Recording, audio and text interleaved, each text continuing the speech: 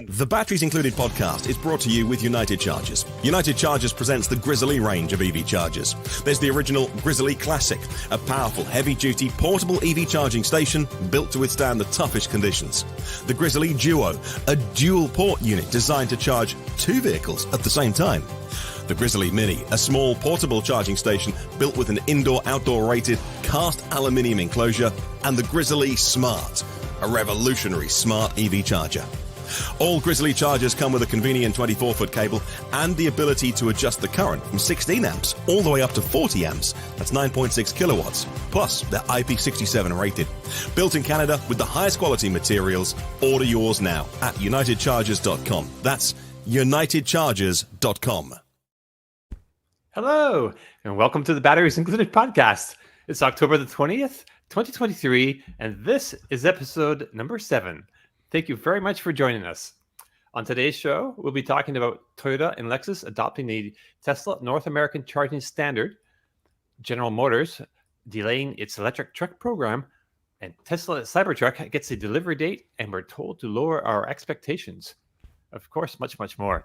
I'm Domenick Yoni, host of the YouTube channel Drive Electric with Domenick. Joining us today is the perspicacious Mr. Tom Malogny, senior editor at Inside EVs and host of the YouTube channel State of Charge.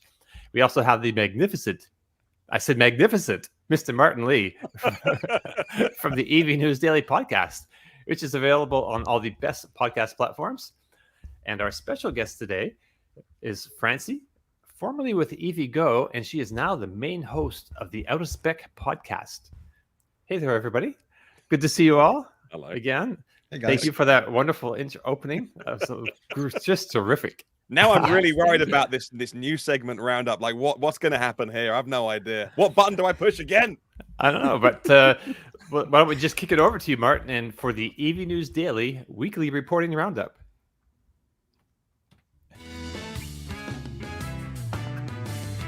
Okay, let's look at what's happened in the world. I love that jingle. I love that. It's such a good jingle. Over the last week, Tesla introduced a feature to forecast the availability of supercharger stalls upon your arrival at a supercharger station. The capability is part of the 23.38 software update. If you've not had yours yet, it will estimate the number of supercharger stalls available when you reach your destination and even show wait times. Of course, they can do that because they're so vertically integrated. How does that work with third parties using superchargers? I guess it spoils the party a bit. Let's talk about Ford announcing the temporary layoff of 700 workers in the third shift of the F-150 Lightning. Unrelated, they say, to the ongoing disagreement with the UAW strike. Nearly half of all new cars in the Netherlands are plug-ins. 47% last month of new vehicles sold were plug-in vehicles, 34% full electric models. Tesla's new Model 3 now available in the delivery start January next year, starting at $39,990. Rivian made significant changes to their EV features with a software update this week to refine their user journey and streamline the towing process as well. The new Drive Mode app is getting a makeover.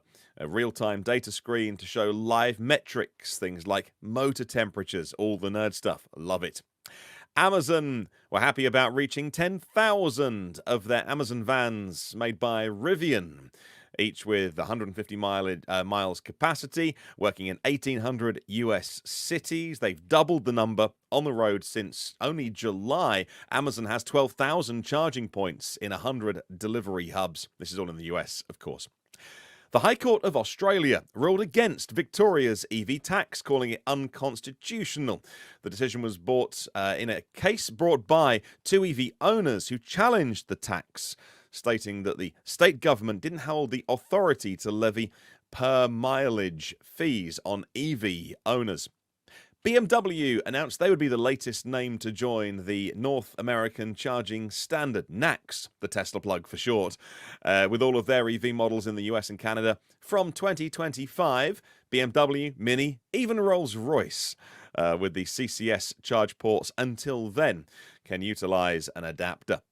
General Motors deferred the opening of a second production factory for its electric pickups until at least the end of 2025. Silverado EV work truck is currently now in production at their Factory Zero, the Detroit Hamtramck assembly facility. But there was going to be a second one open, the Orion facility, after maybe a year or so of retooling because the Bolt and the EUV get killed at the end of this year.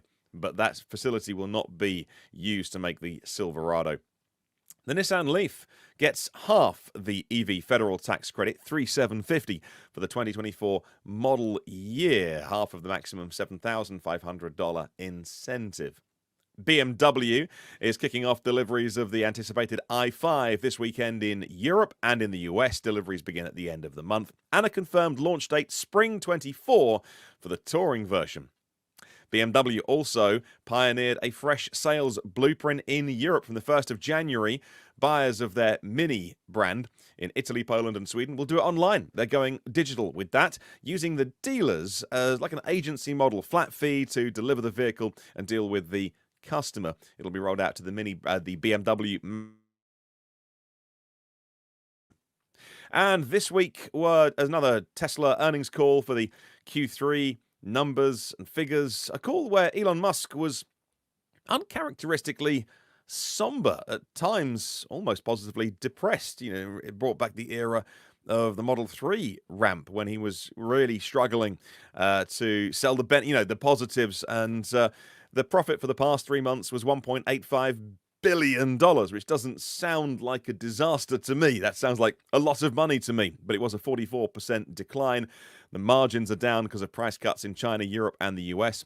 Elon Musk said that we must all temper our expectations of the Cybertruck.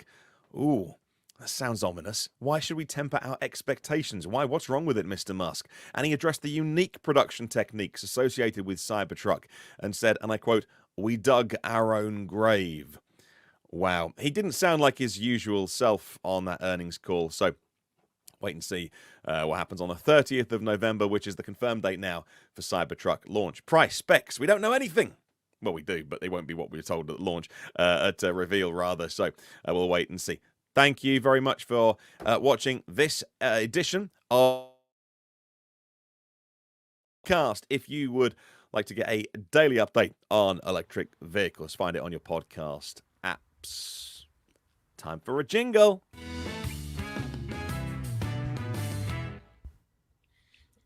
Love that jingle. Love that jingle. Yeah, that's fun. It makes the show. How'd we get this far without that? I don't know. What have we been doing all these years? We're just busking it. I think there's something wrong. I might go and come back. There's something wrong this end because I saw in the comments that there's some stuttering, which is really weird. And I'm getting like the hosting platform we use is called StreamYard, and it's coming up on my screen like low Wi-Fi connection, but I'm not on Wi-Fi. I'm on like a desktop PC that's plugged in with a cable. Doesn't even have Wi-Fi. So something's freaky. So I might just go and come back and I'll join you guys in, I don't know if I can, but Dom, you're logged in as admin, right? So if I do go and come back, it shouldn't be a problem. Sure. Sure. Let's see what happens. Sure, All it'll right. be just fine. I mean, I can stay here if it works for now, but yeah, it's So working far, right so now. good. So yeah, actually, we'll let you know if it happens. We can keep Then an we'll eye try. on it. okay, Yeah. all right, I can always go and come back. All right. Yeah, it might have been the jingle kind of set off your internet service provider. Could be it. All right, anyway, so Heavy Francie, production on that. It was too much. Took up too much bandwidth. So Francie, you are doing all kinds of podcast episodes every week on any number of EV related topics. So this past week, you had a number of episodes around charging. You spoke with the CEO of FreeWire at like a convenience store convention, which is kind of interesting in itself. Yes. You spoke to an EV driver in India about his experience, which involves a lot of charging. And you also did an episode with Jordan talking about Jordan from Out of Spec, for those who don't know. Talking about a study by the National Renewable Energy Laboratory, NREL, about the urgent need for more charging infrastructure. So what's your impression about the state of our charging infrastructure in the US? Like, should we be panicking now, or is this something holding back EV adoption? That is a great question. And first off, I want to say thank you for having me on to the Batteries Included podcast. I am really excited to be here.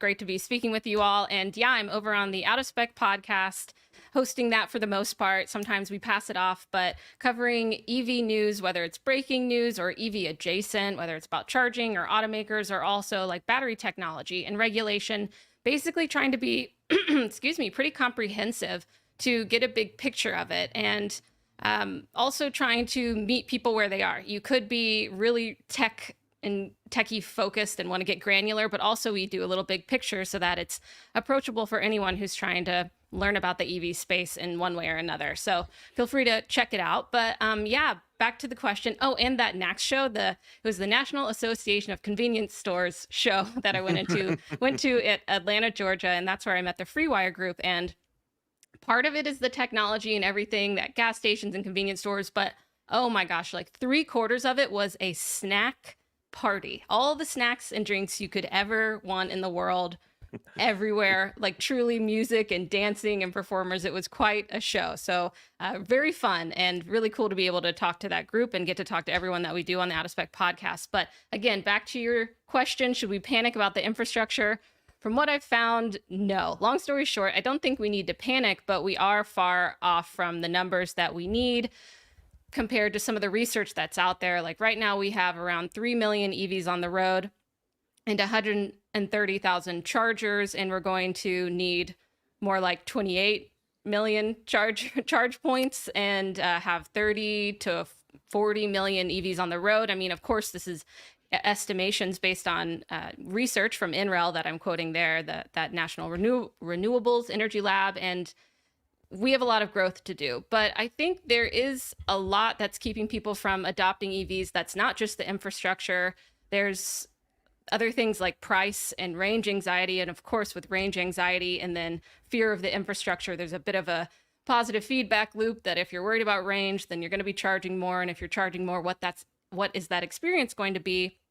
But there is constant growth in the sector. There's so much regulation that is encouraging it and funding it. There is a lot of research that's trying to inform how to best do it so that it's sustainable. We seem to be getting more aligned on the standardization of, everyone going NACS. And unfortunately, it's going to be a good bit of retrofitting, and we took a minute to kind of get aligned. And I've seen comments lately that are like, why is the US so tumultuous with their charging standards? And then, over in Europe, it is, they've kind of figured it out a little bit and had it standardized. So I think the tumult does not help the perception of what it is like to own and drive an EV. And I think that public discourse is really important. And I'm optimistic about charging. Well, I mean, how else are we going to go about it? Of course, I think it's important to be critical as well, and that there's a lot of accurate criticism that leads to improvement, right? But getting more people to understand what the actual true experiences of driving and owning an EV is, I think, is really key to being able to kind of bust some myths.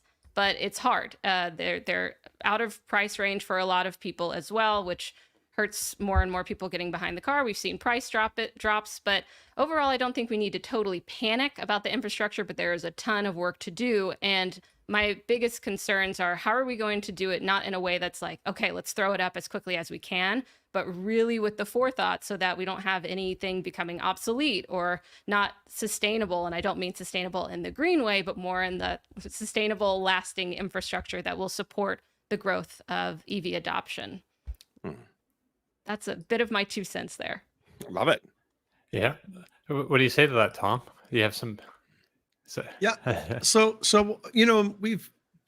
we've touched on this before, and Kyle, I'm glad that Kyle joined from the road and mentioned that, Francie's a lot more optimistic than he is. And I lean towards Francie's side than Kyle's. I know that there's going to be challenges. I know it's going to be a bit of a, shit show for a while. There's no other way to put it. We're going to have some issues, but we're going to get it straightened out. There's a lot of money. There's a lot of opportunity to be made here. And, we're going to get it sorted out. I know it's going to be difficult for a while. This better half of the rest of this decade, is probably going to be, we're going to be reading a lot of news articles and stories about people. I returned my EV after 6 months because I can't drive to my mom's house, 800 miles away. And this is going to happen. You're going to see a lot of people making videos about how terrible it is and everything. But I think it's all going to get sorted out. I think we have to really look towards the end of this decade before we can really rely on being able to get from point A to point B, wherever that is, without having, without worrying that you're going to have a problem.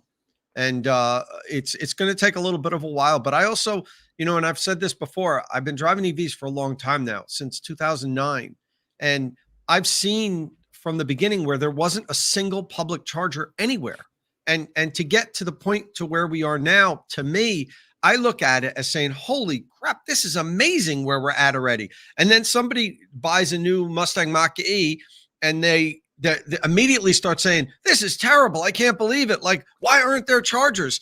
It's going to take a while to get this stuff done. This is a lot of work. It's a lot of infrastructure, not making excuses for people. It could have been implemented better. Of course, could Electrify America and EVgo and ChargePoint, could they have done a better job? Could the stuff be more reliable, work better? Well, if we didn't have Tesla showing us that it was possible, maybe we would be saying, maybe we can't do this. Maybe it's just not going to work. But then you look at Tesla, you say, no, it works. If you do it right, it works.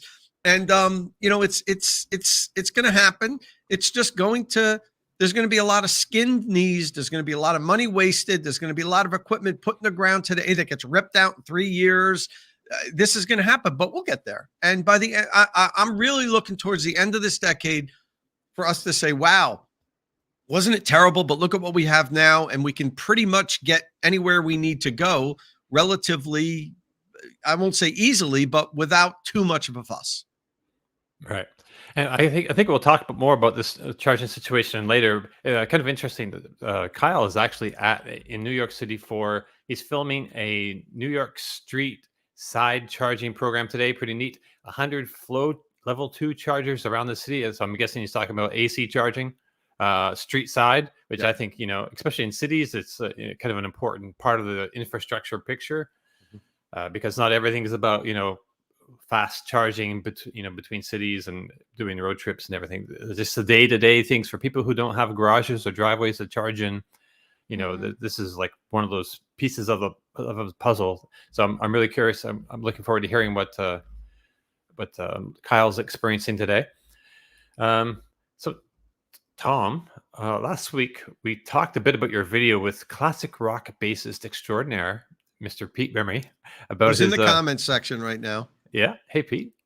You talked to him about his experience, his ownership experience with his Tesla Model 3. You told us he was going to release a video this week, or you were going to release a video this week of a range test that you did with his car. So remind us exactly what year and configuration Model 3 he has and how it held up to a range-wise with 100,000 miles on the clock.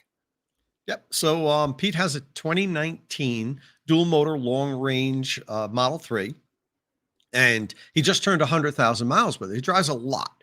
Pete, as you mentioned, he's a bassist for the rock band Vanilla Fudge, and they go on tour. He drives all over the place with it. He's driven it to Florida. He has a house up in New Hampshire, so he drives up there frequently from New Jersey, which is a long drive, 450, 480 miles, something like that. And so he puts 25,000 miles on it per year. And he had almost to the day when he had it 4 years, he turned 100,000 miles. So I said, why don't you come on State of Charge and we'll talk about your ownership experience. Pete never owned an EV before, new to electric vehicles, new to all this stuff. And Pete's in, let's say, an older segment of the population. He's a little bit older than I am. And when you think of somebody getting an EV, the biggest EV segment now is, lower. People younger seem to be more open to alternative fuel vehicles and so forth. So, I wanted to hear how is charging? Is it difficult traveling? Finding public charging? Do you have to wait long and all this stuff? So I brought him on. We did an interview. It was a great interview, and he's absolutely loves it, which I know because I'm friends with Pete. But, we talked about his experience. And then at the end, when we were talking about range and everything, I said, hey, wouldn't it be a great idea to do a range test with this now that it has 100,000 miles on it? Could I borrow it? And he was like, yeah, sure. So the next week I took it out and did our regular standard 70-mile-an-hour range tests that Kyle and I do, same protocol that we do with a new car, and took it up and down the New Jersey Turnpike. And this was EPA range rated at 310 miles when it was new. But if you remember, Tesla has the 18-inch wheels and the 19-inch wheels. Pete has the 19-inch, the sportier wheels, and that shaves a few miles off it. But Tesla didn't distinguish that in their EPA filings. Some automakers give you different EPA range rating depending on which size tire. I think they're allowed to not certify individual tire sizes if they don't make a certain amount of difference. Like if there's like a 15-mile range difference, you have to certify it or something like that. I don't know what the exact rules are. So evidently there wasn't that big of a difference, but they definitely would get less than 310 because the 310 would have been certified with the 18-inch aero wheels. Right. Okay, so starting off at 310. So I did the 70-mile-an-hour range test. Weather conditions were perfect for it and surprising because it's October. It can be cold here. I had a really warm day. It was like 80 degrees. And I went 276 miles. So yeah, that's the final stats there. 66, I was able to pull 66 kilowatt hour out of battery pack. Now, this battery pack, I think when it was new, if I recall, it had 75 or 76 kilowatt hour total capacity. The usable capacity was around 72 and a half, something like that. So here's a 4-year-old Tesla with 100,000 miles that only lost about 6 to 7 kilowatt hour of battery capacity. That's awesome. That bodes well for long-term ownership of electric vehicles. And as you can see the stats there, I averaged 239 watt hour per mile, which is 4.18 mile per kilowatt hour. The Model 3s have always been fantastically efficient. That really doesn't change with age. It was a huge success. And quite honestly, I didn't run it till it stopped. First of all, I didn't want to abuse Pete's battery and drive it till it wouldn't go any further. And also sometimes with the older EVs, the battery state of health reading isn't perfectly correct. It gets a little off as the vehicle ages. So I have heard times where people with the Teslas with higher mileage have run out completely and the battery state of charge has like 1% or 2% battery. So I didn't want to dip below zero. I did run it till it said zero, but I really think I could have gotten 280 out of this because it was still, really wasn't in a reduced power mode. The throttle didn't feel spongy like it feels when you start to get really low. So, I bet you I could have got 280 miles out of it. I mean, you can't complain about that with a 4-year-old EV with 100,000 miles. So, it's doing well. Now, Pete took care of his battery. He kept that, he charges to 80%. He doesn't take it too often below 20%. He slow charged most of the time. Actually, he has Tesla Fly and Recurrent. So he has his battery percentages. 25% of his charging was from superchargers and 75% was home AC charging.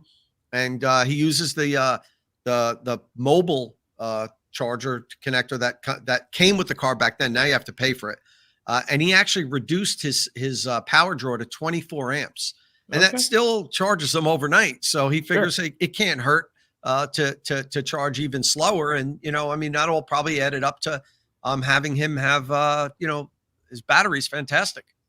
Right on. Hey, do you know offhand, did we do a 70-mile-an-hour range test on this car when it was new? Not this particular car, but just some Model 3 long range? Kyle may have. I didn't. I did with my 2019, but it had the 18-inch aero wheels. And I did it when the vehicle was a year old with like 17,000 miles. And I went 289 miles. Okay. So, 13 miles more, but I had already lost that first year.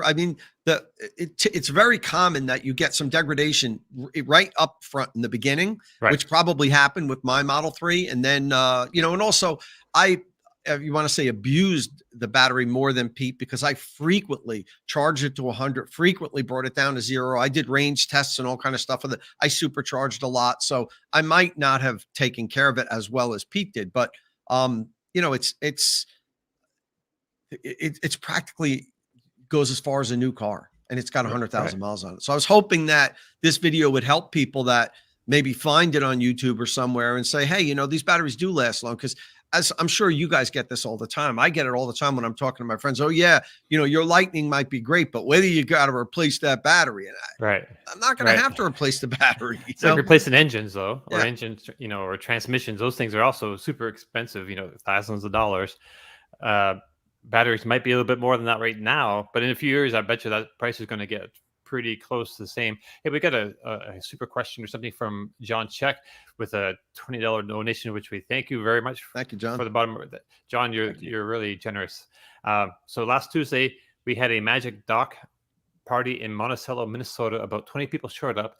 Tesla technicians showed up to check out the Magic Dock, and wondered what was going on because so many CCS1 cars had showed up at the Magic Dock. Send pictures to Tom. I'm not sure what that send pictures to Tom part is about, but Maybe he meant to type in he sent pictures to me. okay. I'll check, Cool. John. I know John sends me messages on Facebook and Okay. maybe even email. I'm not sure, but I'll see where I'll take a look at them. Sometimes I get so many messages I can't get caught up. So they're probably in my inbox somewhere. But thank you. I'll check them out. Right. And again, thank you for that generous donation. That's very helpful, actually. Also, Tom, so this week you also got to talk with Rivian VP of Software Development, Wassym Bensaid. I'm not sure if I'm Pretty pronouncing close. that Yeah, right. I think Wassym Bensaid is how Wassym I pronounce Bensaid. it. Maybe I'm wrong. I've been known to mispronounce people's names. Marquez, what? Sorry. Marquise. So I understand that you mostly talked about software updates, and you're a Rivian owner too. You have an R1S now. You previously had an R1T, so that must be pretty interesting to talk to the guy responsible for making your vehicle even better.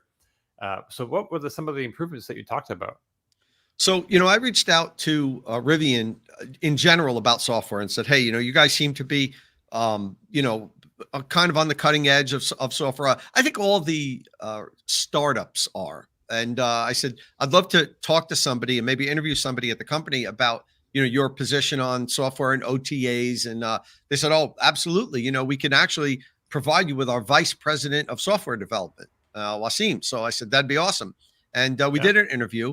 And, what I didn't drill down too much into specifically what these latest updates were. We had two big updates in the last 4 or 5 weeks.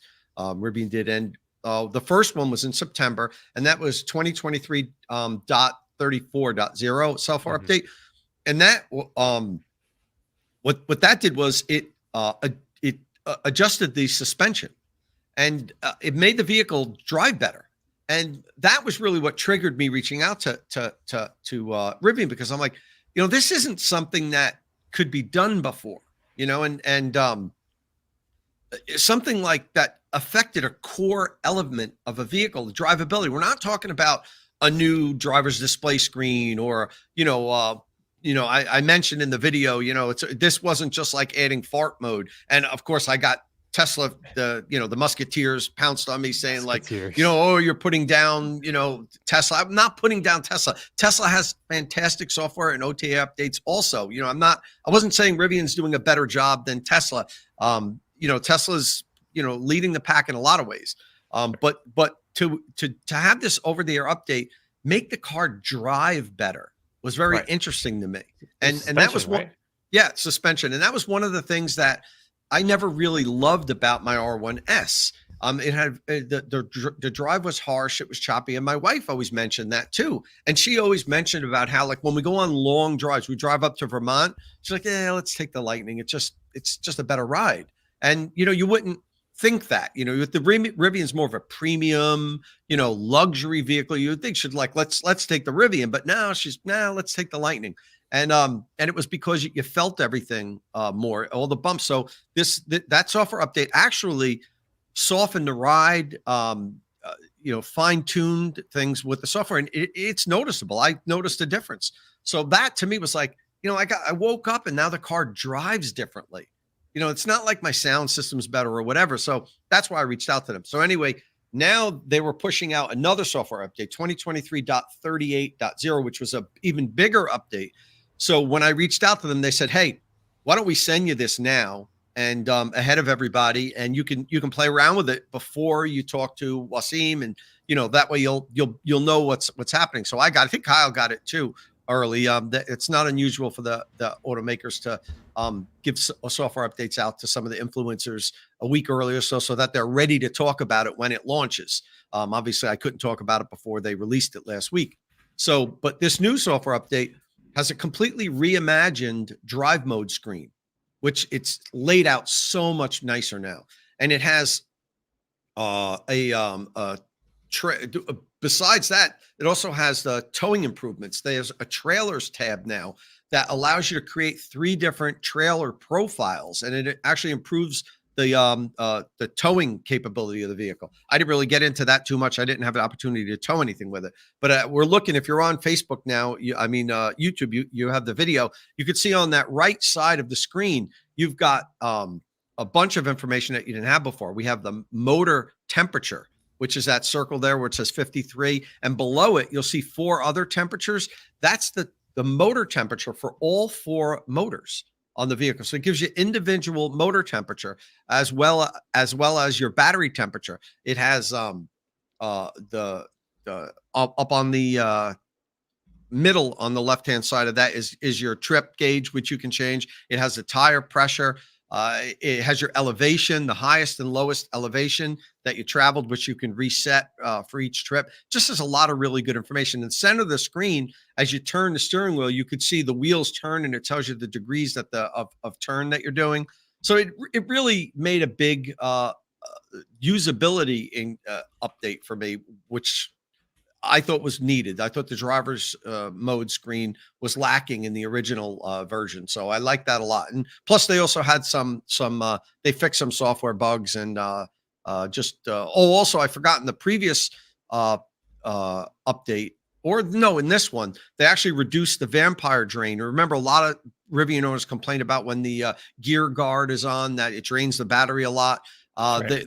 With this update, the drain is 35% less. But Wassym also said they're continuing to work on that to make it better and have even less of a vampire drain while the vehicle is just parked, and you have your gear guard sort of like security system monitoring around and recording whenever there's some sort of an issue. So, okay. So one of the main things I got out of the video talking to him was how it was so important for Rivian to develop their own software suite, their software stack in-house. Yeah. And that's very important because, and he gave the example of just the startups screen on the Rivian where, there's like a display and it comes up and the logo shows up and everything. He's like, that involves like a dozen different vendors. So if we wanted to make just a tiny little change, we've got to write a work order, send it to the 12 companies. They all have to rewrite their software, make their changes, send it back to us. And then we see if it works, and usually doesn't because there's a glitch or a compatibility issue with one thing working with another. When you develop your own software stack in-house, which very few companies do. I know Tesla does, Rivian. I talked in the video about how Xpeng Motors in China, that's like their proudest thing, that we have our own in-house software stack. We write all our own code and all this stuff. So basically it allows the automaker to push out updates much faster, tremendously faster. The existing OEMs that outsource all these components, that's why you don't get once a month or twice a month, sometimes software. It's impossible to have so many vendors have all of their stuff done at the same time and then validate it, send it back to you, validate it and approve it and push it out. When you have your team doing it, it's almost limitless how many updates you can push out and how quickly you can push them out. So the whole industry has to go to that eventually. Yeah. They have to. You won't be able to compete because more and more the cars are defined by software, and they talk about that as I think it's software defined vehicle, so SDVs. Wassym doesn't like that term, right, but he kind of admitted that that's the direction that we're going in. And whereas not too long ago, your car, the software in your car was such a small part of your whole ownership experience. It was right. that was such a small part of it. And just go back 5 or 6 years. But now more and more, it's becoming the most important part of the vehicle, which is crazy, but it's true. With connected vehicles and what software can control and do. So it was interesting to hear him talk about how that was so important for Rivian to develop their own in-house software stack. And I predict within the next couple of years, every manufacturer, they might all be already working on that. Their next generation, I know Ford is, and the next generation of vehicles will have their own in-house software stack. But they'll be a generation behind the Teslas and the Rivians because, they'll just be pushing out their first one in 2025, 2026. And these guys will have been doing that for the last, Tesla will be more than a decade. So, and that's why we see all these comments, legacy has crappy software. And Mark's 100% right. Most companies do, because it's not that they don't want to make it better. It's incredibly difficult because now the software is being asked to control so many things, and you have so many different vendors that, and I think Wassym explained it properly, how you just can't do it that way. It just won't work. Right. So that was great, showing that the Rivian screen. And I got to see that actually when I was with Kyle a couple of weeks ago. Just so much great information on the screen, just like motor temperatures, and like the legacies haven't really caught on that they need to. They don't really need to, but I mean, a lot of drivers really appreciate having all that kind of information available to them. But if it's not needed, then just put it on a sub menu. Oh yeah, right, for sure. It's like getting to the advanced Wi-Fi settings on your TV. I guess if you just want to connect it and watch Netflix, you can. And I guess if you want to, I don't know, hook it up to something else, it's there. But most people don't dive deep into the menus. But why wouldn't you? If you can provide the data, why wouldn't you? Right. No. And to Tom's point, like, software is one of the main, software and batteries and battery packaging. Those are the main things these like new startup companies, electric vehicle companies, really need to get right if they want to make any progress or survive in this industry. It's a tough industry, and the differentiation is what it's really all about. When you're starting up, you need to have something that other people don't have, or something that's just significantly better, a better experience, or lighter vehicle with more range because you know how to package your batteries better. But I digress. Yeah, no, but the battery temperature gauge on it is, to me, it's one of my pet peeves. And this goes back to when I had my first EV in 2009, the Mini E. It had right front and center in front of you, it had your battery temperature. And we all knew we had to monitor that because, well, first of all, it didn't have a sophisticated thermal management system. It had it was air cooled. And it affected how the car drove. It affected the power you had. It affected how it would charge. And there was no DC fast charging on that. It affected how fast it would charge on AC charging. And that like ingrained in my, thought process about how important battery temperature was. And then when BMW came out with the i3, they didn't show you the battery temperature. And I'm like, how could you remove that? Like, that's crazy. It's such an important thing. And, when I talk to other OEMs that don't include it, when I go to these press drives and I'm like, why isn't battery temperature? Well, we're concerned that the customer's going to think just give it to us somewhere and put it in a sub menu. If somebody doesn't want it, they won't look for it, but somebody that wants it can read it. And I think sooner or later, they're all going to understand this should be one of the things that is displayed all the time. And, it's just, that's such a pet peeve of mine. So I'm glad Rivian added it now. Yes. It'd be nice if they could make more owner configurable, displays, so people can have the information they want to have on the screen. I think there's some companies that do a little bit of that, but it's just something I think we'd like to see more of. But moving on, Martin, you drive anything new this week? Nope. Really quiet week here. Yeah, it's pretty quiet over here for me as well. Nothing new. I've been sitting at home, mostly editing video or trying to edit video and learning how to use. I've just entered into the world of Apple and MacBooks and stuff, and so it's a heavy learning curve for me. But on the Drive Electric with Domenick channel, I did put up a video of my first leg of I did a 3,800 mile road trip a couple weeks ago. I got back last week, and the first leg of that is now up. It's like from Tallahassee, Florida to New Orleans, and man, it's really cringy for me to watch myself on video, especially at the beginning. But actually, as this video goes on, I'm really happy with like at least the ending. I'll just say that if you watch it, like watch to the end. It's not very long. It's like 10 minutes and something. But anyway, I don't want to. Spoiler alert: he made it. Right. Yeah, I made it there, and then the next thing, and then all the way back. And I was thinking I was going to spend my weekend, editing the next one. I want to have the next one up, pretty early in the week. But I think it's going to have to be Tuesday because I have a show on tomorrow, so I'm going to be away from my house for a couple of days. But anyway. Sounds like it was a good road trip, and I enjoyed talking to you about it, Domenick. On the we posted That's that on true. the Out of Spec podcast too, and kind of did an overview of how it went, like the Teslafy, how you use that software, to look back at the trip and really document it. And so it's cool that you, of course, are keeping the data. But yeah, it was a successful trip. Another example that you can go all the way from Florida to Colorado and back in your Tesla or EV and have a good time and learn along the way. You do learn along the way. It's pretty interesting. And since then, I've been coming back and I've been seeing like there's a lot of negative EV articles out there and comments and things. And people, talk about how just impossible it is to drive, 500 miles. And well, not necessarily. Yeah.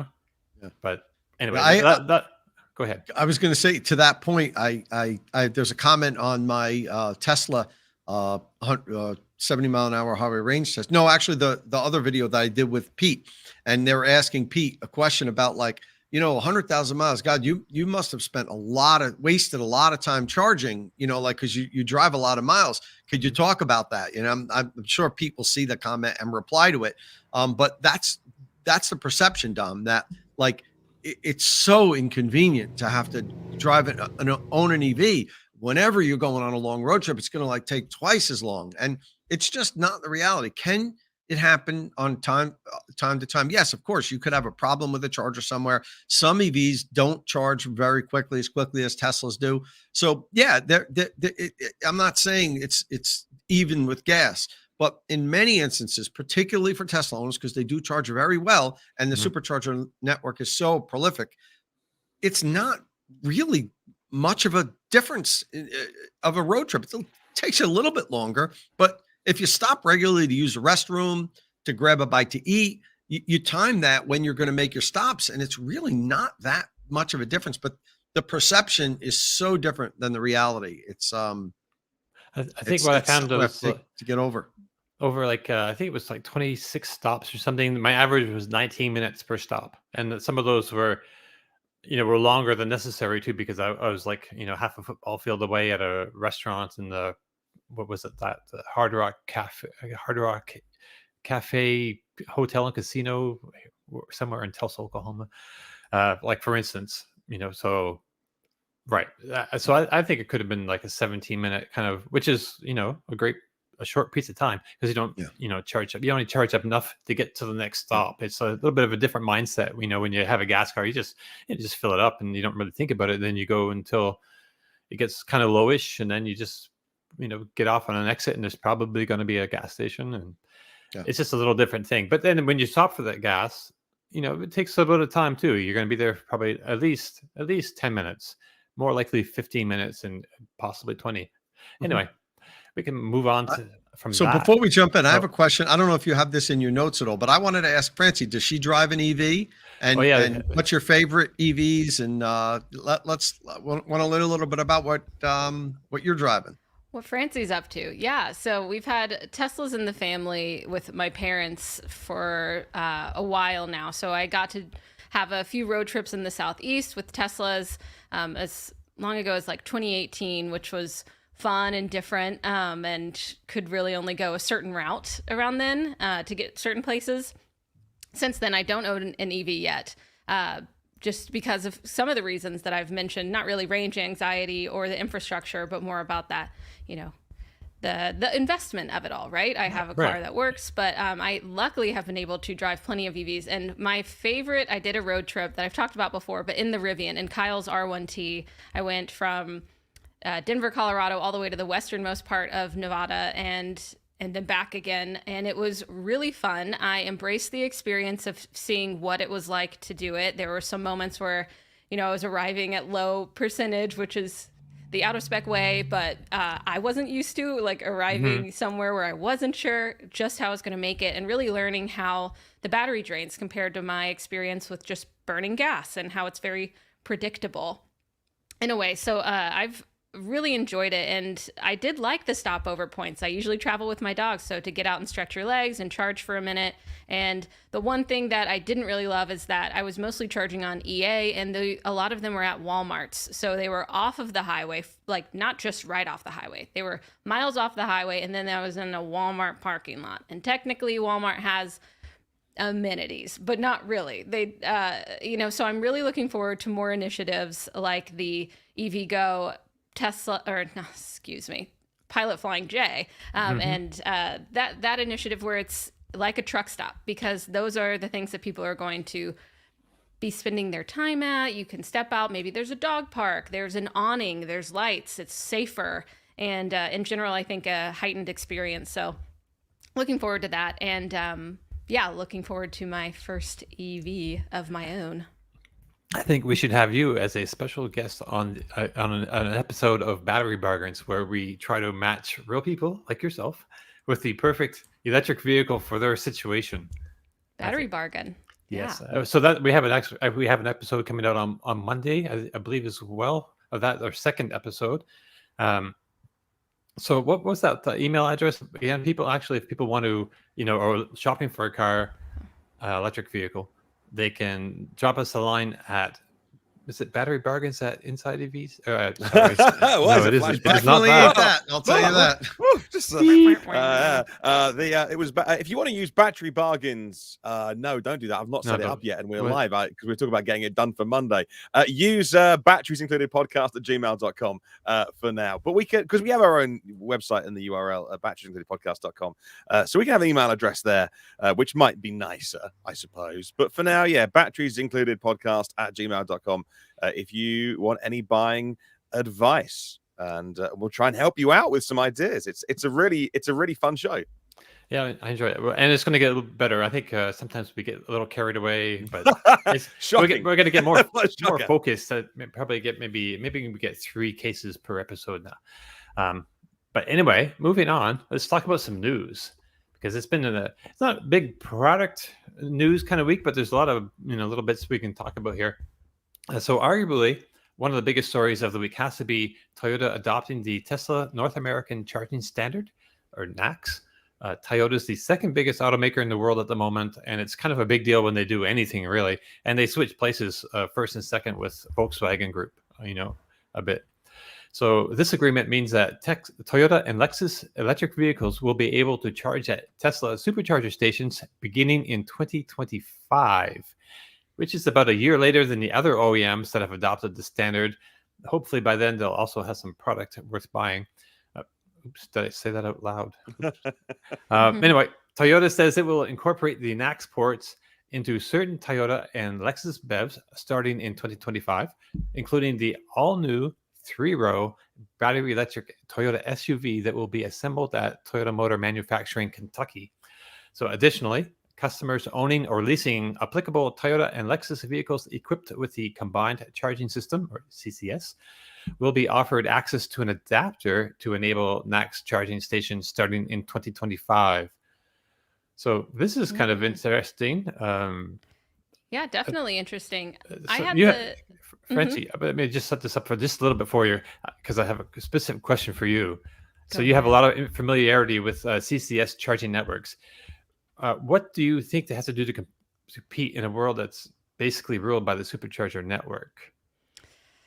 Great question. Of course, this is big news from Toyota. Some people are saying, why announce it if they don't have a huge line of BEVs coming up? But, they do have a lot of news in terms of like battery supply chains and how they're going to be manufacturing batteries in North America and manufacturing their next battery electric vehicle in Kentucky, like you said. And in terms of the existing CCS public network operators and moving into the world of NACS, I think it's kind of a bit of course, accepting fate. I think perhaps it was a surprise. I did work at EVgo, and I was there when a lot of this news started coming in, and it was like, okay, well, let's go. And luckily, they're so innovative. There's amazing teams behind it, but they really have to sell the value of what they already do, I think, and what strengths they have and the footprint that they have in the industry, but also embrace the technology as it's coming to, again, not only help the customer experience be great, but the perception of the company. Because if you're working with these automakers in one way or another and they're going NACS, then you're just having to find that, the smooth transition, whatever it is. But again, it's kind of a bummer that a lot of it is retrofitting, or we have this existing infrastructure, and then what's all the work and money that's going to go into either, I don't know, like either retrofitting or everything coming new. I don't know the exact plans, having NACS at some point. So I think it is definitely making sure that they can communicate their competitive advantage as it stands, and how their experience really is a huge part of this. Of course, this is just a fledgling of an industry, but there are folks like charge point operators that have been around for around a decade or more, yep. And really leveraging that and their experience, because, from what I know, they even help to educate or inform states and local governments and probably some federal government stuff on what they know about charging infrastructure and building it out, working with utilities and everything to make it really effective. So really leaning into those strengths, I'd say. It's definitely a challenge, I'm sure. Right on.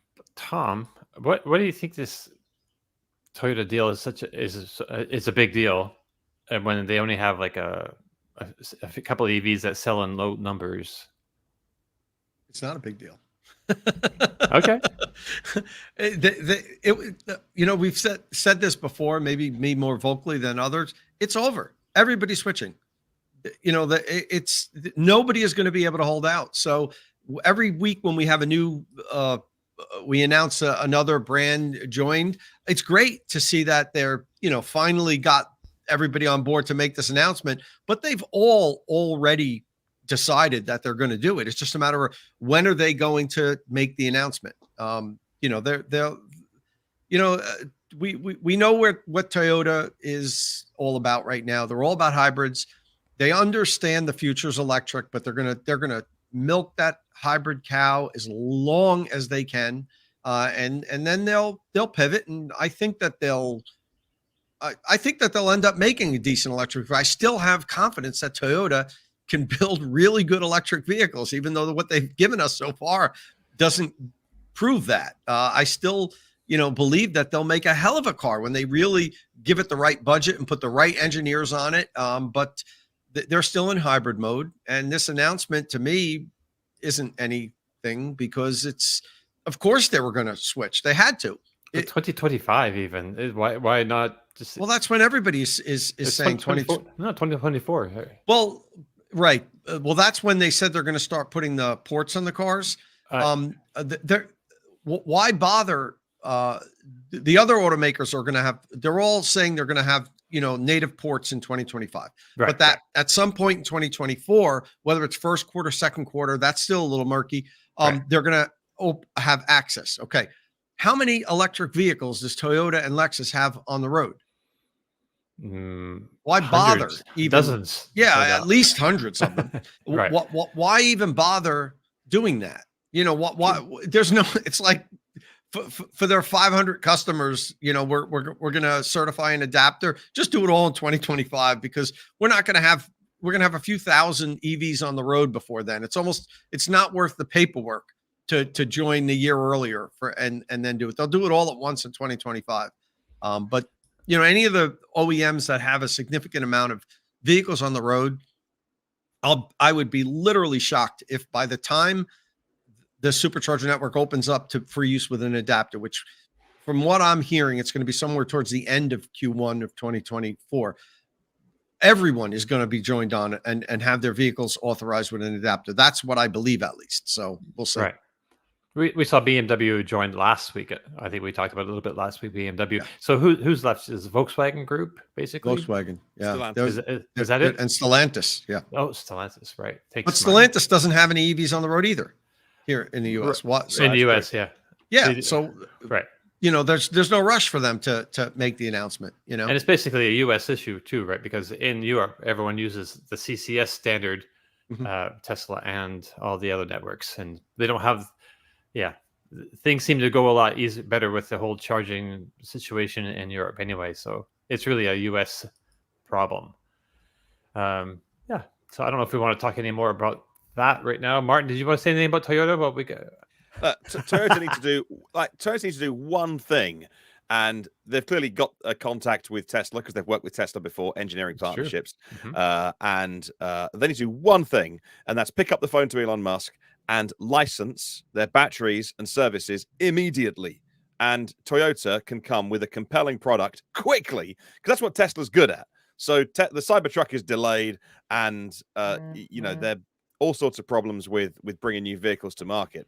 We'll get onto that maybe if we have time today. But what's Tesla really good at? Look at what they did massively in the last quarter, rolling out stationary storage, their own cells, their own energy, and all that kind of thing. I still don't think that the big prize for Tesla is as a car company. The big prize for Tesla, because the automotive industry is big, but the energy industry is bigger by multiples, and that's where the reward is if you want to control the world's energy. And so if I were Toyota, I'd pick up the phone today and license Tesla's batteries, powertrains, software and services.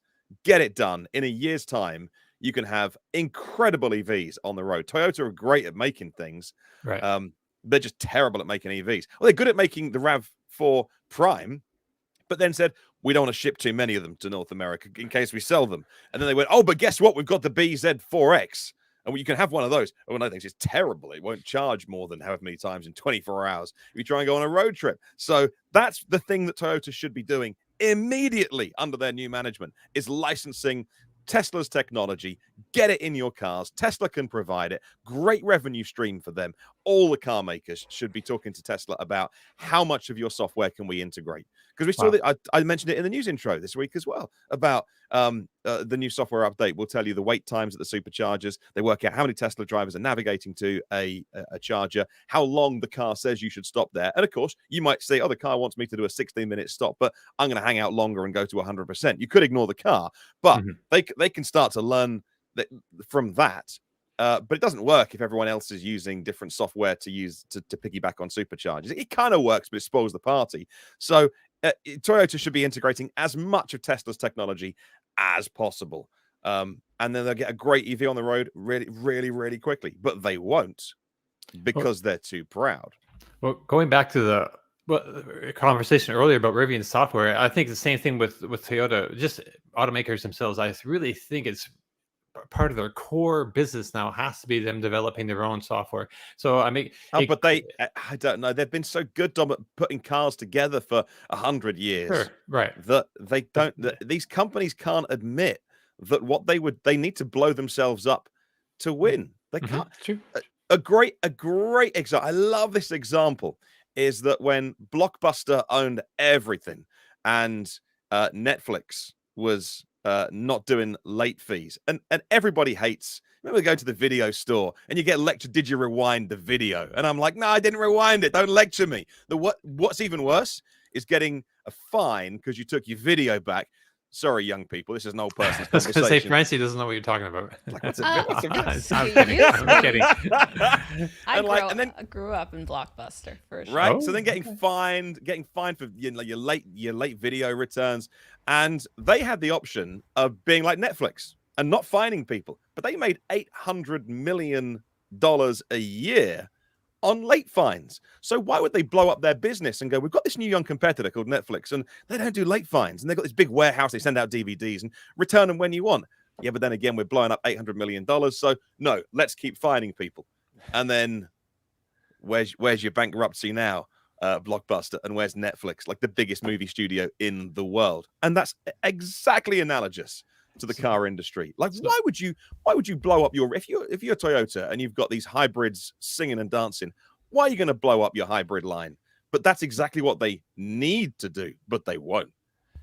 Tiger 311 reminds us that Blockbuster still exists in Bend, Oregon. I believe they have one store, but of course Netflix has like hundreds of millions of customers or dozens of millions. I don't know what the numbers are really, but yeah, they started streaming before streaming was a thing.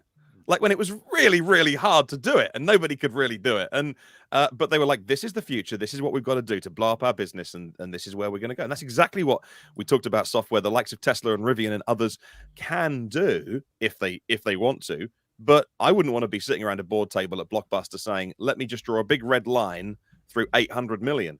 But that's what they needed to do. And I'm not saying it's easy for the boards of Toyota, etc., to do this. I'm not being flippant and saying, oh, I can't believe they haven't thought about it. I would hate to make that decision, but they need to realize they're terrible at making electric vehicles. And they say, oh, yeah, jam tomorrow. Hydrogen is going to be great. Just go to Tesla, pick up the phone to Elon Musk, license their technology, and get on with it, because Tesla are doing it best.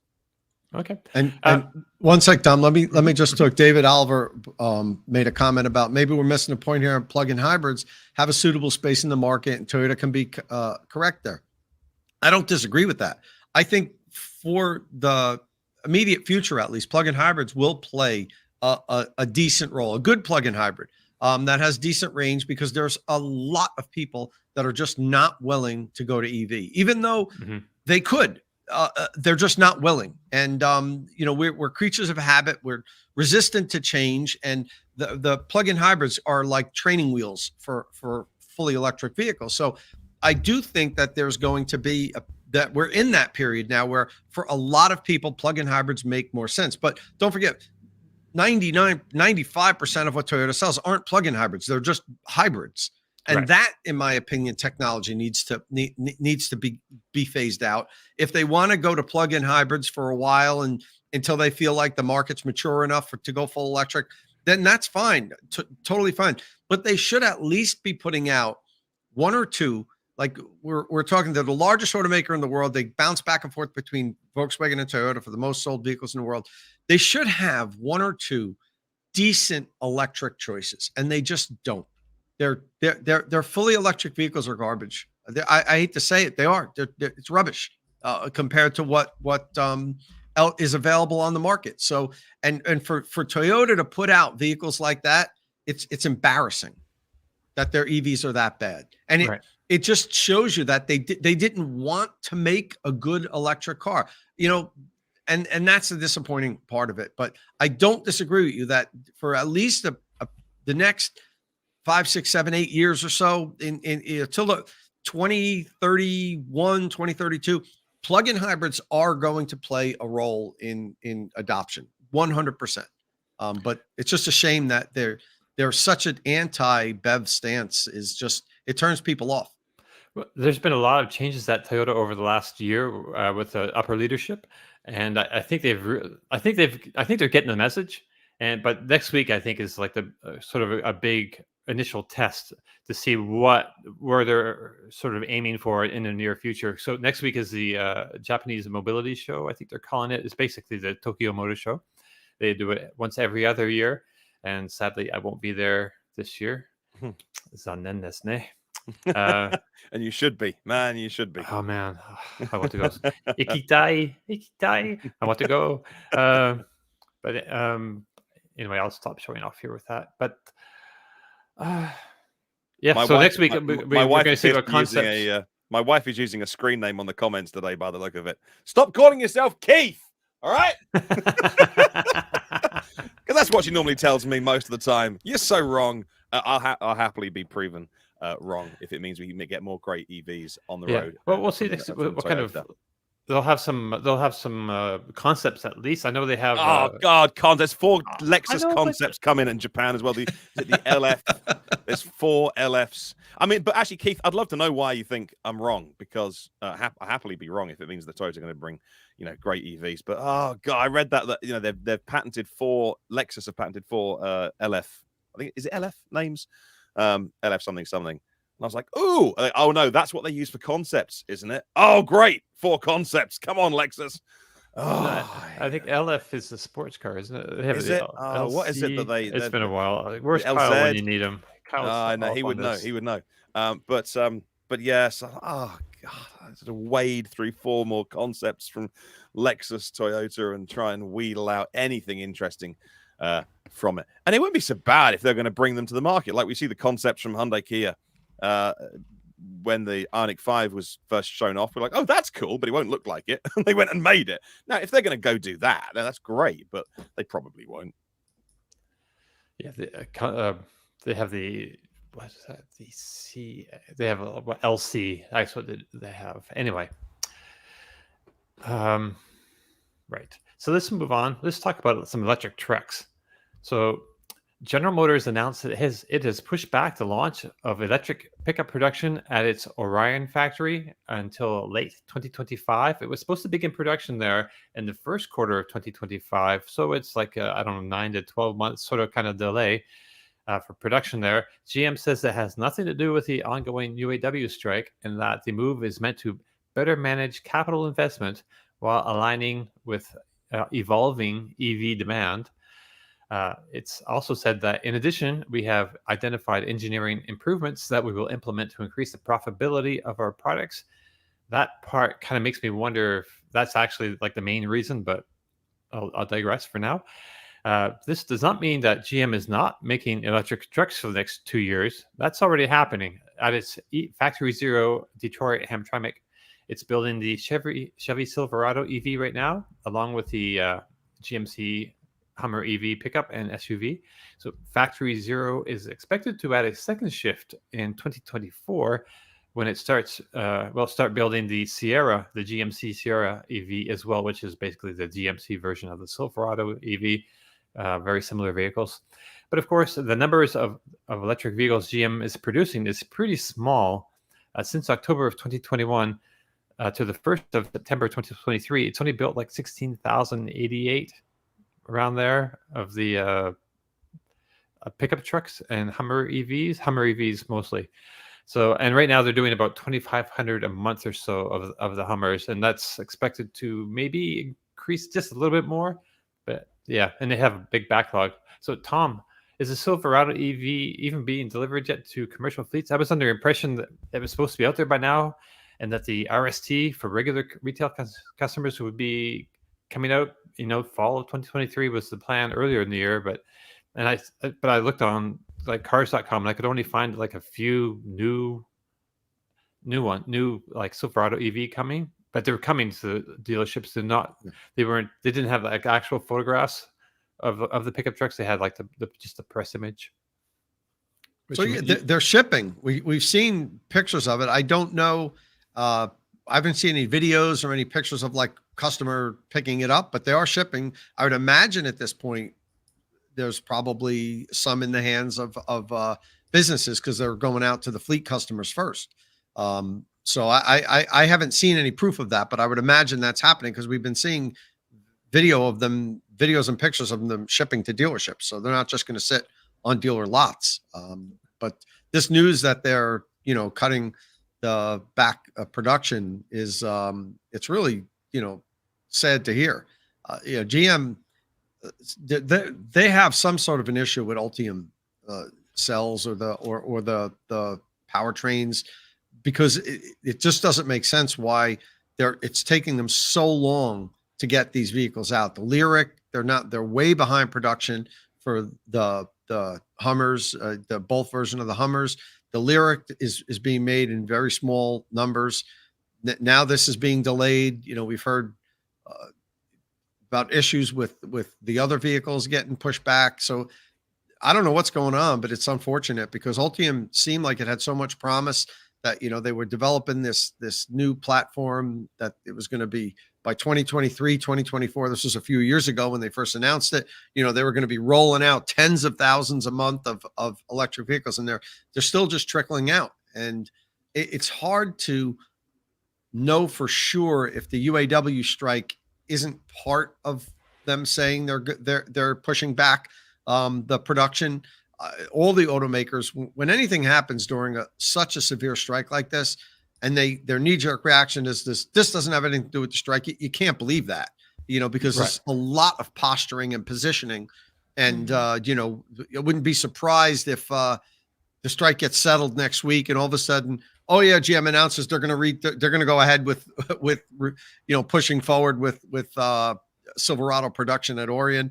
I don't think that's going to be the case, but it wouldn't surprise me if it was. So it's disturbing that They just can't seem to get Ultium battery vehicles out in any type of severe numbers. I think that was at the minute. That's what crystallizing my thoughts is that they've managed to sort out an entire Bolt recall and source enough batteries for the best year yet of the Bolt sales and the EUV, and yet it is slow with Ultium. But yeah, I believe they offered those workers other opportunities to move factory. And so the union workers, at least, so they were offered jobs at their, is it called the Detroit Hamtramck? Hamtramck, yeah. So, you know, they've, it sounds like they've done the right thing there. And it is just a delay of increasing production. And it seems like in a week when Tesla's shareholder letter said, Shanghai's at 1 million, we're pretty happy with that. Berlin will ramp pretty slowly. Texas is going to ramp pretty slowly. Mexico, we're pressing pause on because of interest rates and other things as well. So Mexico will happen at some point, but you know, Mr. Musk and also in the shareholder letter were very non-committal about Mexico, by the way. And I said, it'll happen. But it was fascinating to hear. And but you can't use the word cancelled or postponed, but there was very little enthusiasm. I think that took a little bit of the wind out of people's sails with the growth story around Tesla, but I just think it's indicative of this is where supply and demand is at the moment. And people forget really quickly. We were waiting 12 months. You know, I know, Francie, you're looking to get your first EV. If you're going to get a new EV a short few years ago, you'd have been waiting 18 months or at least a year. Right. Yeah. The 2021, 2022 market is not that market anymore. EV sales are actually pretty soft. I hate to say that, but from looking all around, like it really looks like it's actually pretty soft with inflation and interest rates. But it's not just that. I think there's a lot of disinformation out there as well. There's a lot of, I don't know, Francie, do you have any insight into why you think people are like the demand seems to be lightening? I think for all the reasons kind of we know, of course, there's the narrative out there about the EVs, it truly is up and down. There's a lot of good and bad news. The price points are high, and it is disappointing to see this from GM because they've been such a strong advocate for EVs, and they've invested a lot into the public EV infrastructure that exists and will continue to exist. So hopefully we can see them come back. But like you all said, it's hard not to imagine that the strikes and the general unrest that they're going through doesn't make their leadership pause and reassess. Like, sales aren't going through the roof, production isn't going through the roof. We have these issues with our, labor team that we need to figure out. Let's just crank it back a little bit and be careful, especially when this is just such an up and down space. I see the conservative approach, but of course, we'd like to see them coming out with these EVs that we've been waiting for. Yeah, I mean, more choice is great, but there's plenty of stock sitting around at the minute, isn't there? Yeah. Yeah. Tom, and this could have been a bargaining chip too with GM. GM could have given the union this, and so, okay, we'll kick this down the road a little bit. We'll keep your people, your members employed where they are now, because that's going to reduce workforce. Once that plant is up and rolling, the amount of workers per vehicle manufactured goes down, the more EVs that get introduced. And it's possible that was a little bargaining chip and said, how about this? We'll push Orion down the road for a year and we'll keep the members working where they are now or whatever. We don't know what's going on behind the scenes, but whatever news comes out during such intense labor negotiations like we're having now, we don't know the full story of what was going on when they made that decision from any of these companies right now. But what a shame they can't keep that factory open and make more bolts and EUVs. And I get that, you are asking suppliers 2 years more in advance. They've already extended it once. And I'm aware that, in October, you can't call all of your suppliers and go, hey, let's leave the factory open and make some more bolts. I know you can't do that. But go with me on this thought for a while. What a shame they can't carry on making the Bolt and the EUV. Killed at the end of December. The final ones are just rolling off the line now. What a shame that vehicle's not continuing, because it sells so well. It's such a great price. Great little EV. And people want them. Yeah, 100%. What a shame. the city of Tallahassee, where I live, they have a whole fleet of Bolts, so I see them around town all the time. They're just great little cars. I love them. I love mine. That's true. I've had it for a couple of months now. That's right. Are you driving it? Meredith drives it more than I do. Okay. Yeah. All right. She takes it into the city. Yeah. She can get parking. It's great runaround car. It's absolutely great runaround car. Right on. Yeah. I got to do a video on that one of these days. I still haven't done one video on the Bolt, and I've owned it for like 3 months. So you're slacking. Yeah. All right. So speaking of electric pickup trucks, production. That's a good point here. Nebula says Bolt will continue. We'll see it again in 2 years. Okay. So, we knew that. Well, I didn't know that. I didn't know the 2 years thing because correct me if there's been a I haven't heard about timing yet. As I'm aware that, and Nebula knows infinitely more about this than Finger very much on the pulse. But I remember from the announcement it was like, Bolt will continue with Ultium technology. Date TBC. So to put 2 years on it, I guess gives us a window. I don't doubt that you know what you're talking about there way more than I do with with this particular car maker. Right. That's 2025. That's that'll seems right. I mean, it seems Big year, right? Yeah. Everything's happening in 2025. I think Bolt. I mean, Nebula 1707, or one that's actually Mary Barr's alt. I'd love it if Mary watched this show. Right? Hi, Mary. Sorry about all the mean things I've said about GM over the years. Yeah, but I mean, it is kind of, I don't know, this whole GM thing is because I was very pro GM. Like people who've been watching our podcast for a while know I'm all in with this Ultium situation. Actually, that's all in is like GM's little tagline for their electric press, whatever. And it's just disappointing that it's just not coming together. Like in my mind, I was like, okay, they're just going to roll it out and it's going to be like the success. And instead, it's like things are slow. There's problems here and there. Anyway, hopefully it all, gets fixed and things look much better. Well, I know it's a competitive world out there. I think they really need to take stock of where they're at and maybe make some changes upper management, because this is not success. Anyway, speaking of electric pickup trucks, production of the Ford F-150 Lightning has been cut back as well. So Ford has cut a shift at its Rouge Electric Vehicle Center, where it builds the Ford F-150 Lightning. Ford says it's not due to the UAW strike, it says, but rather low sales.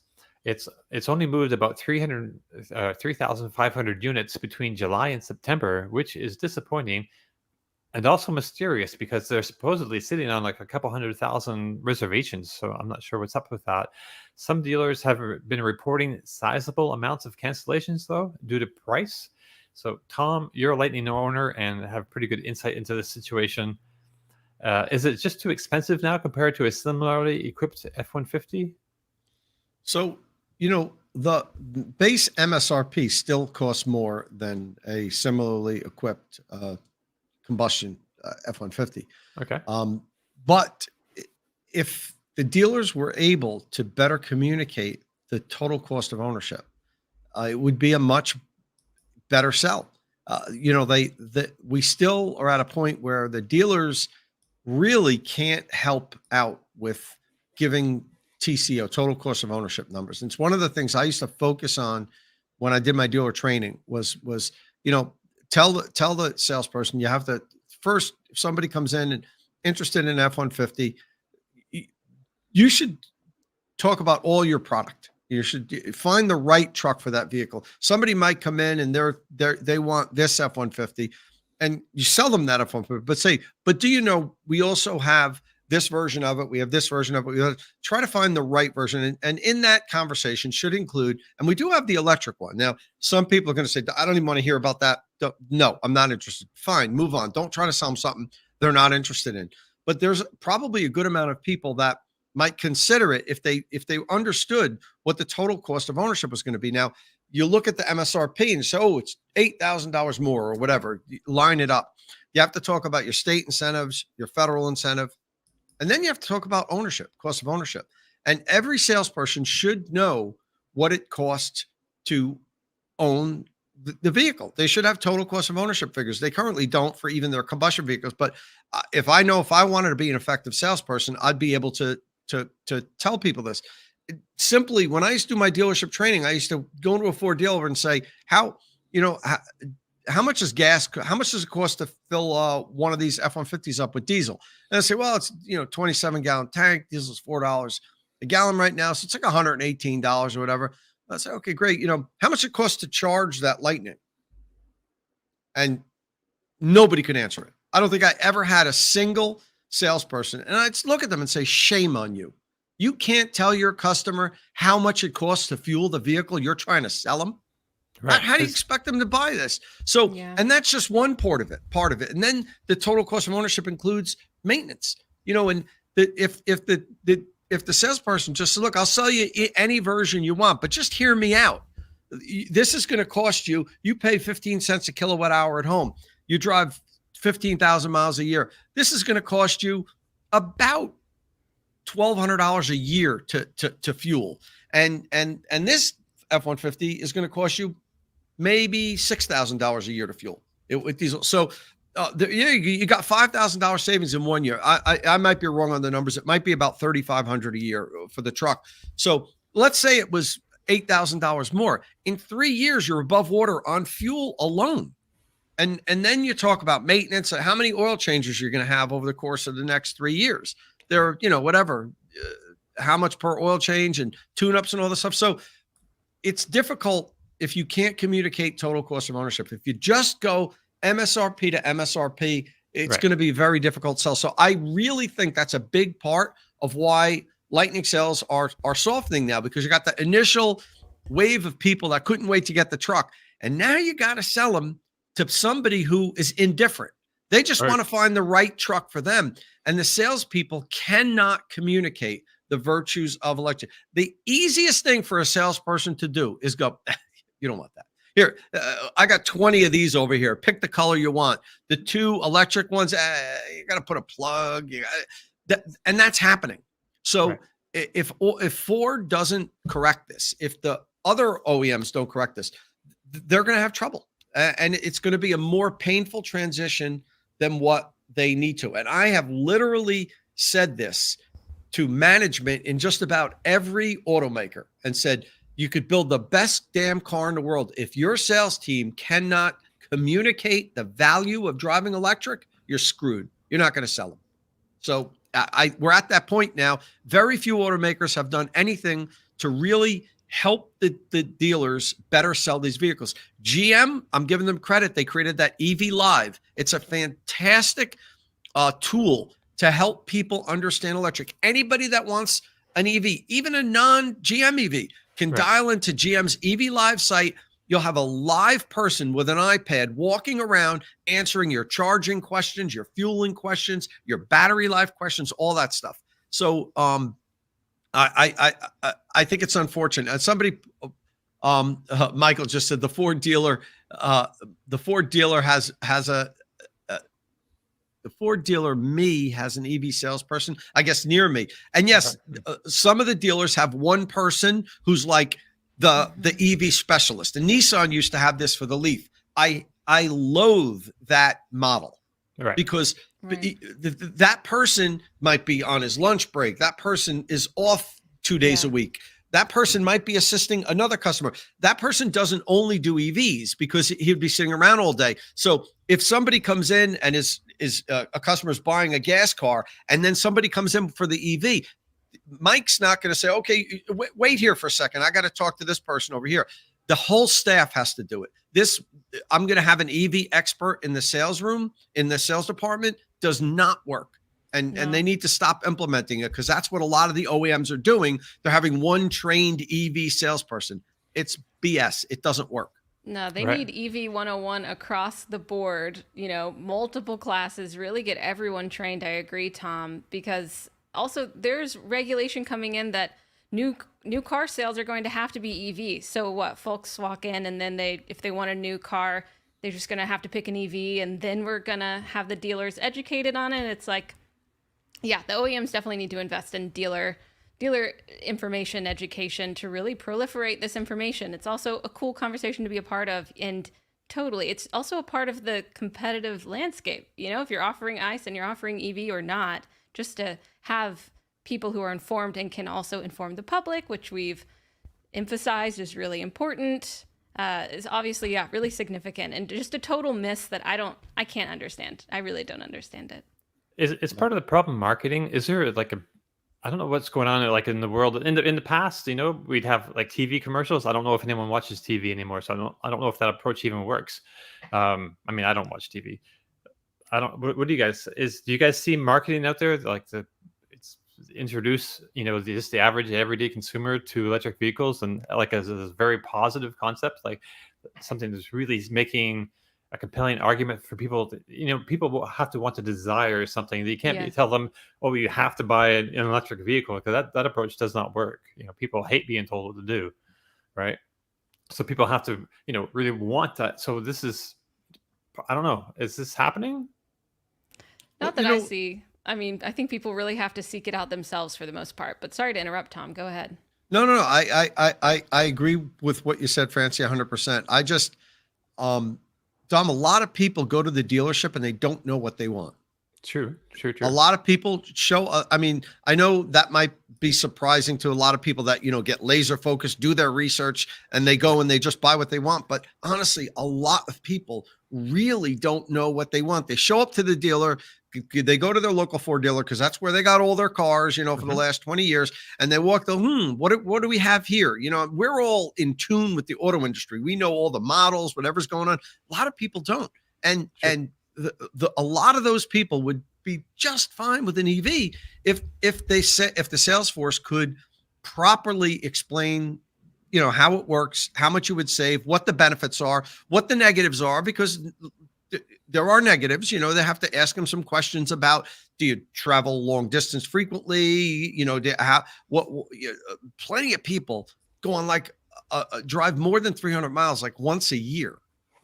So, you know, those people many of those people would be great for that. But so many people just show up and are like, okay, it's time for the new car, whether they're selling their car or their lease is up.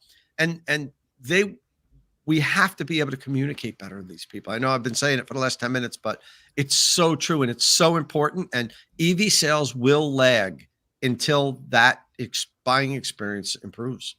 Right. So just to move it, we're almost out of time, but I wanted to jump and talk just a little bit about the Cybertruck and Tesla. The delivery event for Tesla Cybertruck is now scheduled for November 30th at the company's Gigafactory in Austin, Texas. So they claimed to have already deployed production capacity for 125,000 trucks per year, and I believe they expect to have much more than that in the future. I think I saw 250,000 is what they once we're ramped up, they will have like 250,000 worth of production capacity there in Austin. On Tesla's Q3 earnings call on Wednesday, CEO Elon Musk said that he wanted to temper expectations, though. So the ramp up for Cybertruck will be extremely difficult, he says.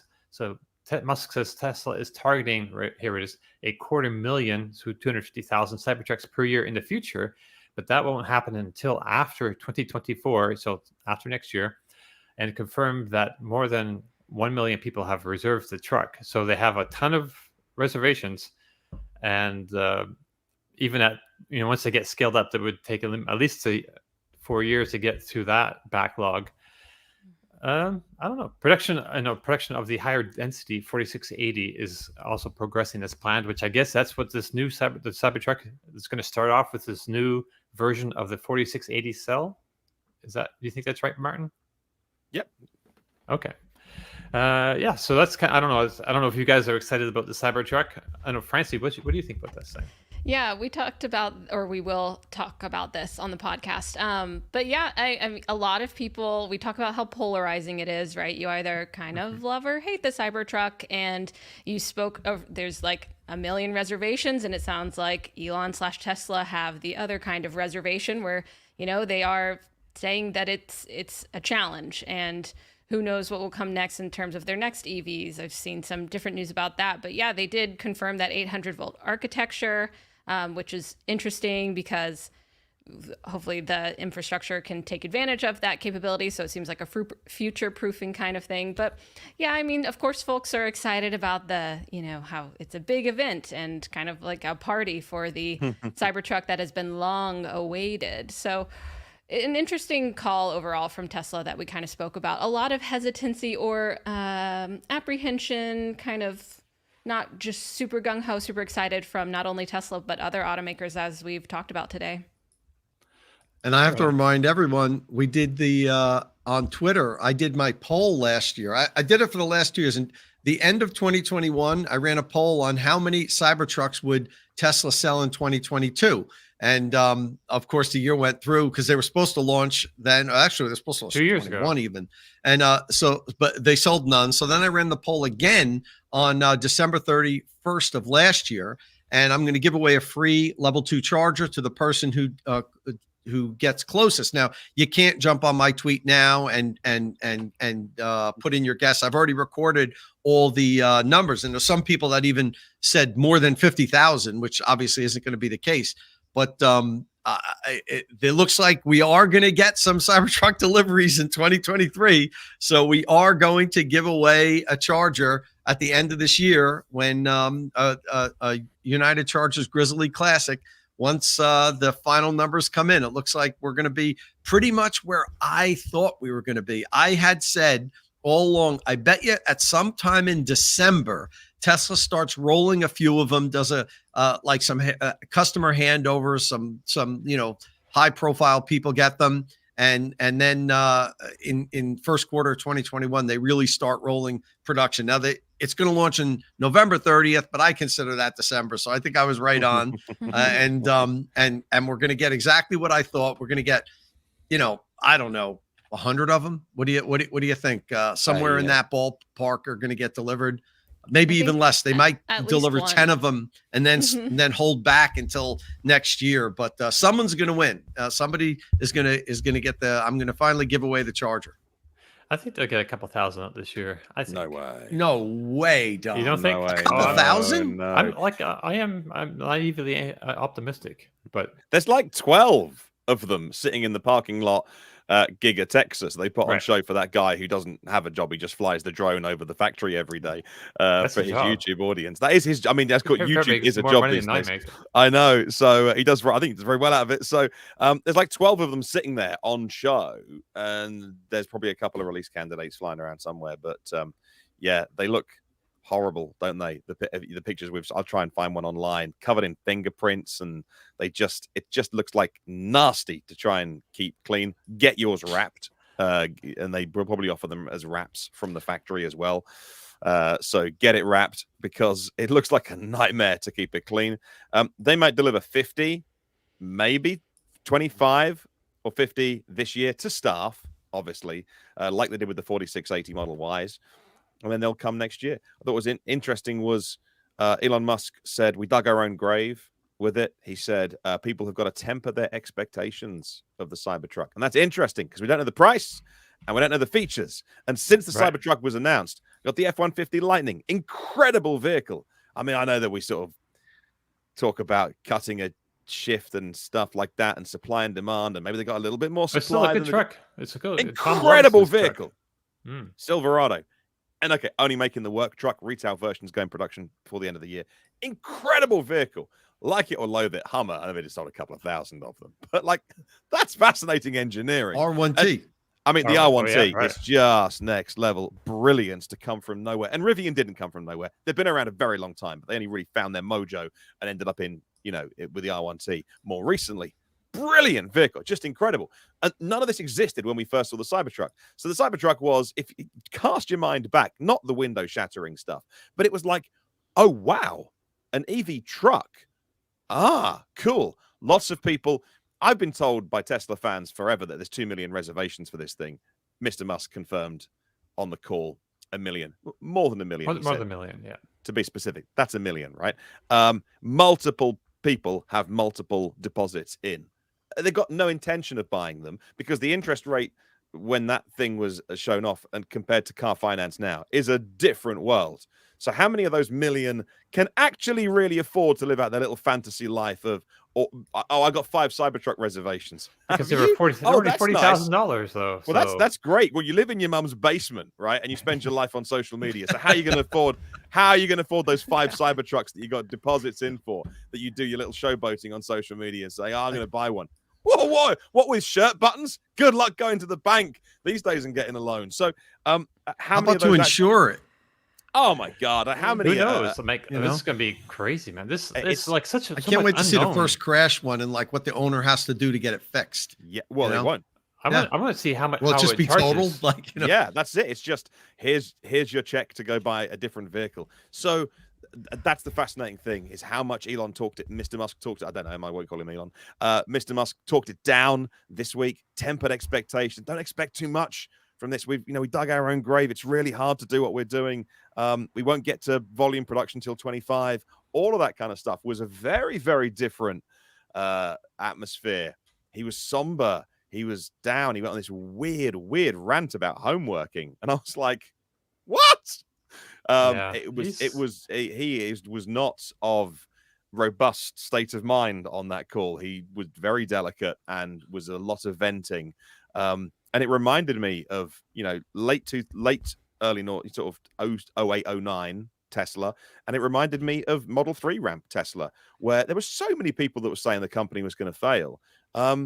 And he seemed like he had the weight of the world on his shoulders on those calls. Whenever you heard him talk or anything, it was like, oh man, you're carrying a lot. You're sleeping at the factory and you never see your kids. And that's the life you've chosen for you, and fair play. But it was a lot. And this call this week seemed like that.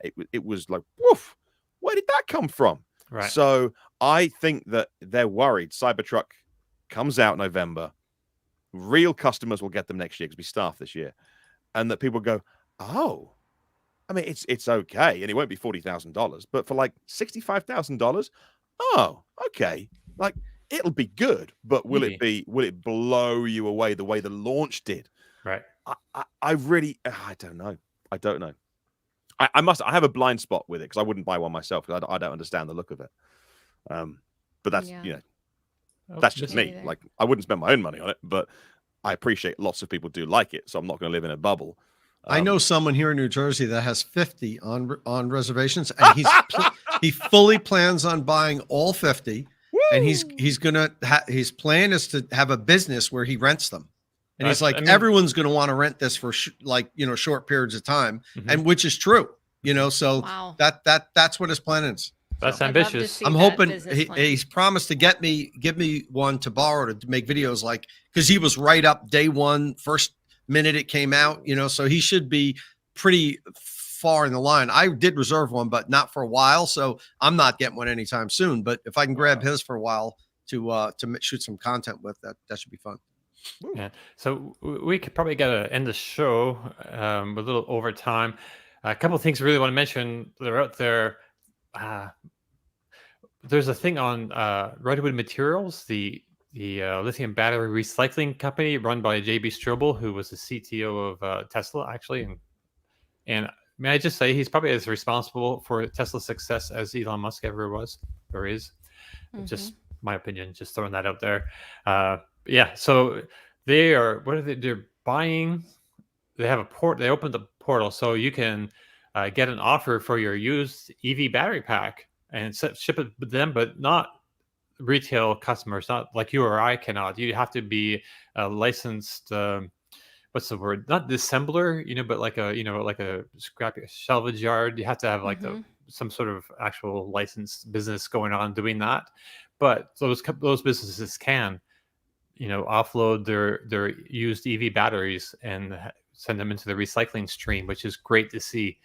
Francie, you want to say something about that real quick? You look really excited. I love the work at Redwood Materials. Been keeping up with it for a long time. Know a few of the team members over there, in fact, pretty well. And I think it's a really cool organization, and just battery recycling and closing the loop on electric vehicles and their batteries in general is very enticing to me. I think it's really interesting. There's a lot of innovation here. And of course, Redwood has been a bit in front of the game. They're really working on their plants and all the chemical engineering and dynamics that is happening to make this process possible. And then they're going to need the EV batteries. So we're going to need to have the EVs, use them enough. The batteries, aren't, as we kind of talked about today, they aren't degrading super fast, right? But they'll need a feed so that we can try to recycle them and then, reuse those to limit the impact on the planet. So I think it's really cool. If you haven't heard of Redwood, check them out.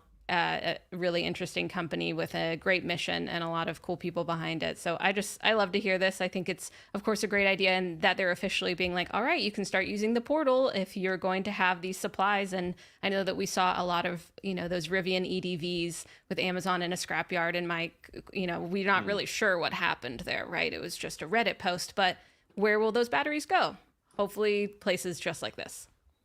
Right on. All right, man, so many other things I wanted to talk about this week, but I guess we'll have to do it another time. We can get Francie. Will you come on our battery bargains midweek show that we do, and we'll find you an EV, even if you're not buying it now? Yeah, I would love to come on. I'm really happy I got to come on today with y'all. Of course, been watching, and thanks for the awesome audience as well. Y'all have great comments, great conversation. So hope to see you a bunch, if not at the Out of Spec podcast, over here and on Battery Bargains. Is that what we're calling it? That's what we're going to call it the midweek show. Yeah, that's what we've been calling it. So I think we're kind of stuck with it at least for now. Same channel. We'll put it. Are you in Colorado, same as Kyle? I was, but now I'm back. I'm in the Southeast where my roots are. I'm hailing back south, so maybe I can get my Southern accent up so that we can have your English accent, my Southern accent, and then Tom's accent, and then Domenick. It is my roots. Amazing. It really is. Domenick doesn't have an accent, but thank you. You're the neutral. I'm kidding. Some amazing incentives in Colorado at the moment. So I saw that this week which was it's like $5,000 on top of the federal stuff. So it's like, whoa, man, this is some great news. So maybe I'll move back for a second and then. Right? Yeah. Just long enough to buy a vehicle and get your driving license, file some taxes, get your $5,000 off, and then get back to where you down south. I'm still a resident there, so it you should be okay then. Ooh. There you go. All right, yeah, we'll get you on a midweek show and let you do a lot more talking and hear all about what you need and what you want, and we'll find you some suggestions. Yeah. Sounds tune into the Out of Spec podcast. Check that out. Francie's got a lot of great, and they're not super long like this show. If you want like a 20-minute, quick bite, and they usually have really good insight into what's going on. So, but that brings us to the end of this show. If you have any questions or comments, please leave them below or get in touch with us on Twitter, where we are Batteries Inc. Pod, or on Threads, where we are Batteries Included Podcast. You can also follow Martin on Twitter or Threads at EV News Daily. On Twitter, Tom is at Tomolog, that's with 2 M's, and Tomologny on Threads. I'm Domenick Yoni on Threads and in real life. Francie, are you on social media? Yes, you can find me on formerly Twitter at hey_Francie, and that's really the most part. Of course, you can email podcast@outofspecstudios.com if you want to email about the podcast, about topics or questions or whatever. Awesome. Don't forget, if you like the show, please give us a thumbs up. We love those thumbs up. They help us a lot. Click subscribe, tap that bell icon for notifications so you don't miss any of our shows. And thank you all very much for joining us, and we'll see you on the next one. Ciao.